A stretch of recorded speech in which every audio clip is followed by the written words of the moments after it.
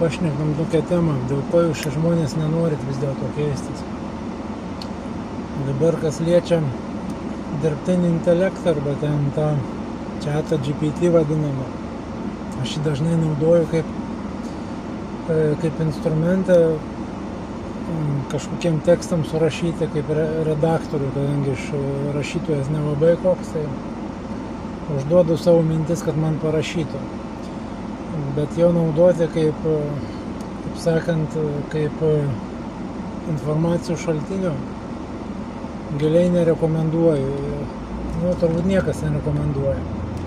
Nes sukrauta viskas yra, bando įstatyti į rėmus, kas sukrauta yra ten, reiškia, mokslo paremta, medicina ir panašiai. O vat, pavyzdžiui, tą, ką aš darau, prasilenkia su šitais dalykais, su tais mokslais. Ir aš jam rašau, kad aš pats ant savo kailio patyriau pirmiausiai, patiriu tą. Ir mano klientai tą patiria. Jisai man teigia, kad tai neįrodyta moksliškai, arba ten mediciniškai, ar psichologiškai, ar dar kaip nors. Jis mane bando įsprausti tuos rėmus, kurie yra jam paduoti tik tai. Tai va, bet ką jisai man pripažino, kad reiškia, aš sakau, gerai, o mokykla, kodėl žmogų programuoja būti tuo tokiu samdytų darbuotojų, tai ką jisai atrašo, kad reiškia, tai ne visam laikui, tai tu turi galimybę iš to išeiti, persiprogramuoti.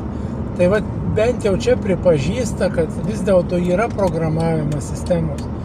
Aš kaip suprantu, kas sukūrė tą ir, sakykime, GPT visą ir intelektą, jie taip pat sistemos yra suinteresuoti, kad žmonės negautų tos tiesos, kokia jinai yra reikalinga žmogui.